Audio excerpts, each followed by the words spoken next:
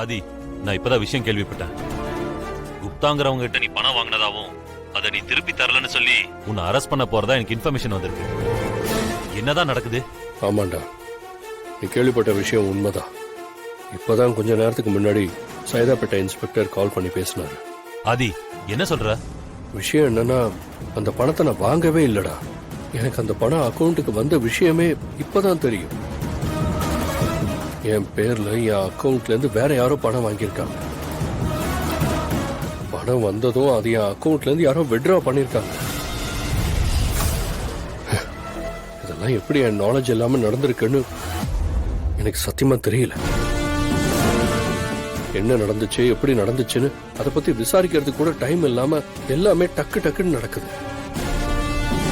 கொஞ்ச நேரத்துக்கு முன்னாடி என்னோட பேங்க் அக்கவுண்ட்ல சுத்தமா பணம் இல்லைன்னு தெரிஞ்சு அது சம்பந்தமா என்ன நடக்குதுன்னு தெரிஞ்சுக்கதான் நான் ஆபீஸ்க்கே வந்தேன். இப்ப இந்த மாதிரி ஒரு புது பிரச்சனை. என்ன அது, என்னமா சொல்லிக்கிட்டு இருக்க? எப்படி அக்கவுண்ட்டுக்கு பணம் உனக்கே தெரியாம வரும்? அது எப்படி உனக்கே தெரியாம வெளியே போகும்? இந்த விஷயம் தெரிஞ்சதும் என் ஃப்ரெண்டு மூலமா அந்த குப்தா யாருன்னு விசாரிச்சேன். நீ கடன் வாங்கி இருக்கிறதா சொல்ற குப்தா ரொம்ப பெரிய ஆளு. அரசியல் பலம், பண பலம், ஆள் பலம்னு அவன் பெரிய ராஜாங்கமே நடத்திக்கிட்டு இருக்கான். நீ அவங்கிட்ட இருந்ததா 10 கோடி ரூபாய் வாங்கி இருக்கிறதா அபிஷியலா சொல்றாங்க. இவ்வளவு பெரிய அமௌண்ட் வாங்கிட்டு வட்டி கட்டாம இருந்தா உன் மேல சிவியரா ஆக்ஷன் எடுப்பான். அவனுக்கு எல்லா மட்டத்திலயும் ஆளுங்க இருக்கு. அவன் நினைச்சானு வெயி என்ன வேணாலும் பண்ணுவான். நீ உடனே இந்த விஷயத்தை ஹேண்டில் பண்ணி ஆகணும், இல்லனா பெரிய பிரச்சனை ஆயிடும். ஆதி, இந்த விஷயம் என் கண்ட்ரோல்ல கிடையாது. இல்லனா கண்டிப்பா நான் உனக்கு ஹெல்ப் பண்ணுவேன். நான் சொல்றது உனக்கு புரியும் நினைக்கிறேன். ஆதி, புரியுது. சரி, நான் உடனே அந்த குப்தாவை காண்டாக்ட் பண்ணி பேசுறதுக்கு எனக்கு ஹெல்ப் பண்ணணும். எனக்கு பதிலா பணத்தை யாரும் வாங்கியிருக்காங்கன்னு சொல்லி நடந்த விஷயத்தை பத்தி அவங்ககிட்ட பேசி பார்க்கிறேன். ஆதி, அப்புறம் இன்னொரு முக்கியமான விஷயம். இந்த பணத்தை நீ வட்டியும் முதலமா திரும்பி கொடுக்கற வரைக்கும் உன்னால சென்னையை விட்டு எங்கேயும் போக முடியாது.